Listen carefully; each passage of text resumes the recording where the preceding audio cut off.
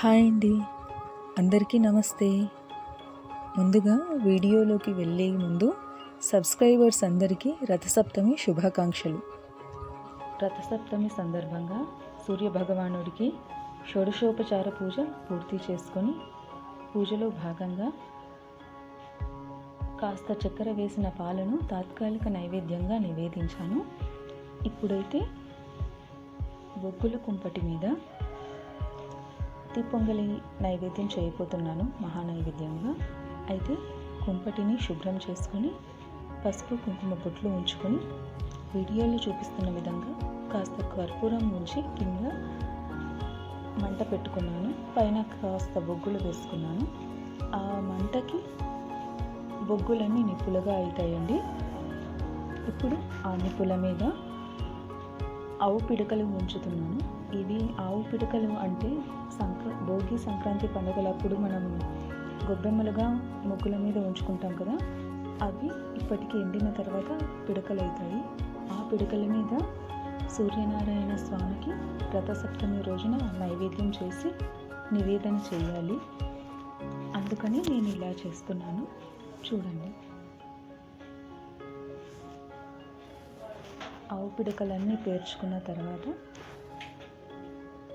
నిప్పుల సహాయంతో పైకి మంట అంతా వచ్చేస్తుంది. ఆవు పిడకలు కూడా నిప్పులుగా అవుతాయి.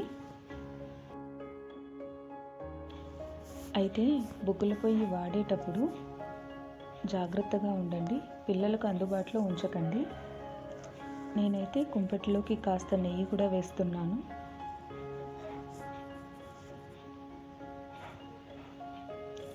చూడండి, పిడకలన్నీ కూడా నిప్పులుగా మారుతున్నాయి.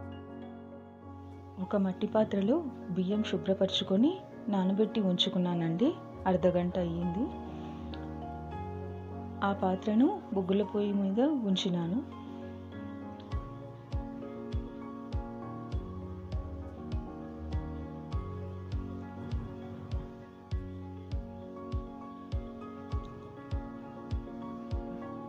ఇప్పుడు కడిగి శుభ్రం చేసుకున్న పెసరపప్పును కూడా ఆ పాత్రలోకి వేస్తున్నాను.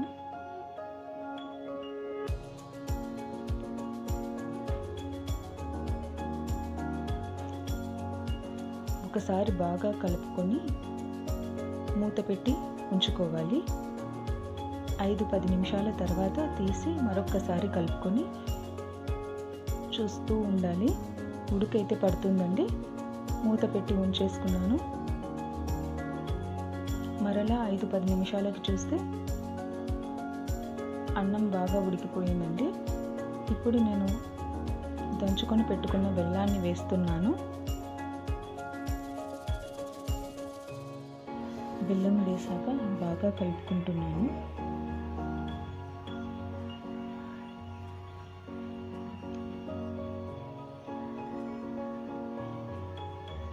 ఇక్కడ పాత్ర చిన్నదైందండి, అందుకని నిదానంగా కలుపుతున్నాను.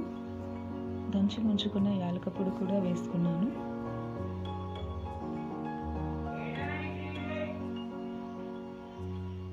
ఇప్పుడు కొన్ని పాలు వేసి మరొకసారి కలుపుతున్నాను. కొద్దిగా వేసి కలుపుతున్నాను. నెయ్యిలో వేపుకొని ఉంచుకున్న జీడిపప్పు, కిస్మిస్ వేసి కలుపుతున్నాను. ప్రసాదం అయితే తయారైందండి.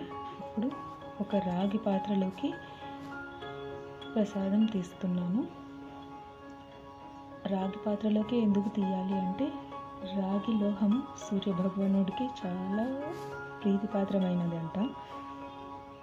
అందుకని కొంచెం రాగి పాత్రలోకి వేసి